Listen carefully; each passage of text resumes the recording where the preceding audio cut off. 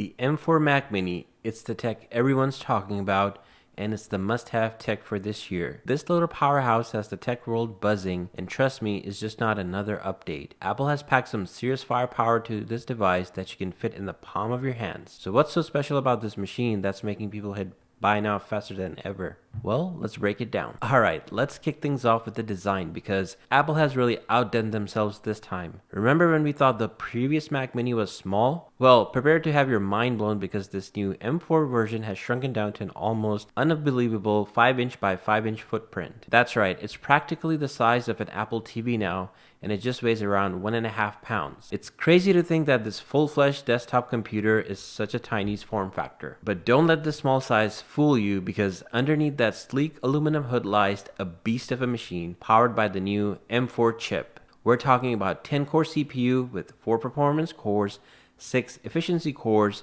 paired with all a 10-core GPU. And for all of you those AI enthusiasts out there, there's a 16-core neural engine that's ready to tackle machine learning tasks like a pro. Now here's where things get interesting. Apple has finally bumped up the RAM to 16 gigabytes. No more sluggish 8 GB in 2024. Multitasking has gotten a whole lot smoother, and your wallet will thank you for not having to shell out that extra cash for RAM upgrades right off the bat. Now let's talk about connectivity because Apple has packed a lot into this tiny frame. On the front, you get 2 USB-C ports and a headphone jack, perfect for quickly plugging in your devices or your favorite headphones. Spin it around and then you'll find 3 4 Thunderbolt ports, an HDMI port, and a gigabit Ethernet port. Although you can opt for a 10 gigabit Ethernet port, it's about $100 more for that. And finally, it has Wi-Fi 6E and then Bluetooth 5.3. It's got good connectivity options in my opinion. Enough about the specs, let's get into the real world performance because that's what we're all here for, right?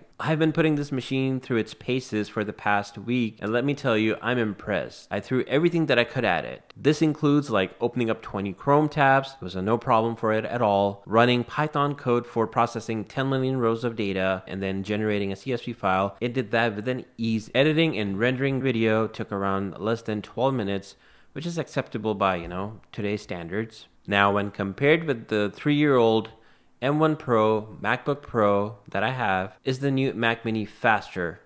Well, sort of. When it comes to CPU performance, you're getting a faster processor with the M4 when compared with the M1 Pro chip.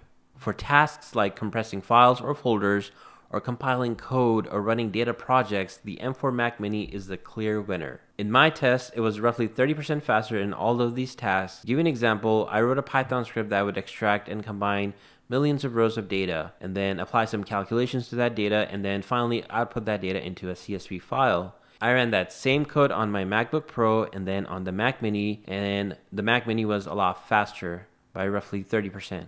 Now, where it lacks performance or lags behind in performance, let's just say, compared to the old MacBook Pro that I have, is video rendering. So I took my last video, which was about the Samsung Arc monitor review, and then I rendered that same video on my MacBook Pro, which took around 8 minutes and 58 seconds. When I did the same test on my Mac Mini, it took around 12 minutes and 28 seconds. That's roughly 40% slower in my experience compared to my old 3-year-old M1 Pro MacBook Pro. So why did this happen?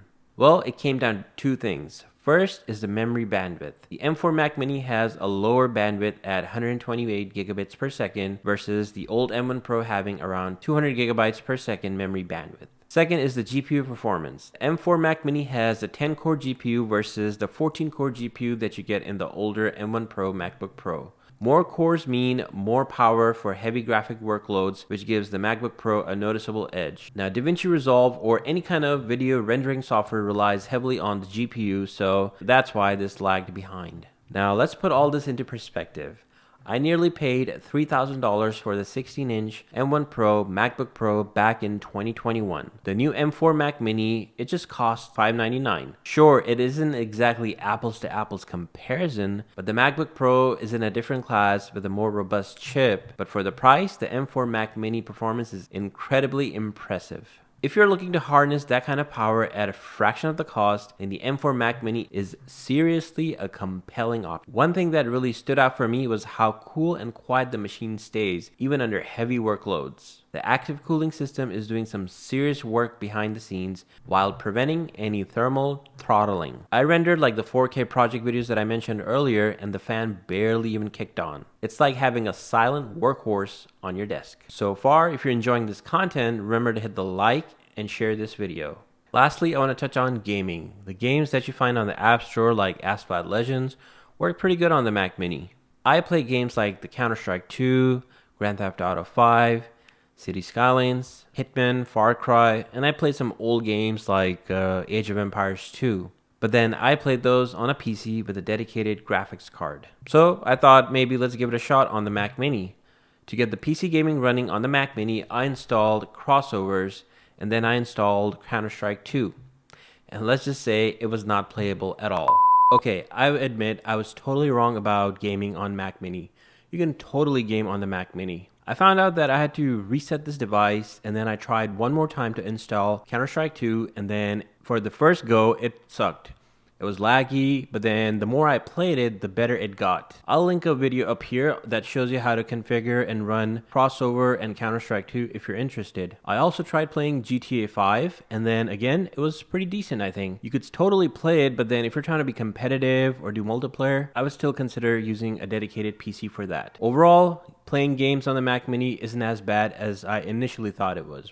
But hey, not everything is perfect, right? So let's talk about a couple of minor drawbacks that you get with this Mac Mini. First up are the built-in speakers. They're there. I mean, they're decent, but if you're an audiophile or even someone that wants to listen to some decent music, you'll want to invest in external speakers or headphones. But honestly, for this tiny machine, I'm just impressed that they managed to fit speakers in it at all. Another potential issue is storage. The base model, which is only $599, comes with a 256 GB storage, which in my experience filled up very quickly when you're working with large sizable files or you have a lot of apps. For example, my last video project was roughly around 130 gigabytes. Once I moved that project onto the Mac Mini, I was only left with 20 gigabytes of remaining space. But here's the silver lining. With all those Thunderbolt ports, there are 5 of them, you can actually hook up an external SSD for extra storage. For me personally, I bought a 1TB Crucial X10 Pro SSD, which is quite fast and it pairs perfectly with the Mac Mini. This is great for editing large video files or backing up some files on your Mac. So who's the M4 Mac Mini for? The best part is it's for almost everyone. The M4 Mac Mini packs the power to tackle your toughest projects with ease. Maybe you're a student or a casual user looking for a lightning fast desktop for everyday tasks. This compact powerhouse will keep you running smoothly for a couple of years. If you have an old Mac Mini and you want to upgrade, it's a good time to upgrade to the base model. And I recommend usually going for the base model because Mac Mini with M4 Pro is almost more than double the cost. So I think sticking with the base model and then getting some SSDs for more storage might be okay for you. With its small footprint and energy efficiency, the Mac Mini is ideal for those setups as well. For more intensive workloads that utilize GPU like video rendering or Blender projects, I suggest using a different device altogether. In conclusion, I have to say I am thoroughly impressed with the M4 Mac Mini. It's just not an evolution, it's a revolution in desktop computing. The combination of the size, the raw power, and affordability makes it a game changer in the market. Whether you're a Mac veteran or thinking about switching from a PC, this little device will get your attention. But hey, that's my take. What do you think about the Mac 4 Mini? What are you exactly excited about? Let me know in the comments below, and if you enjoyed this video, remember to hit the like button and subscribe to my channel for more tech reviews.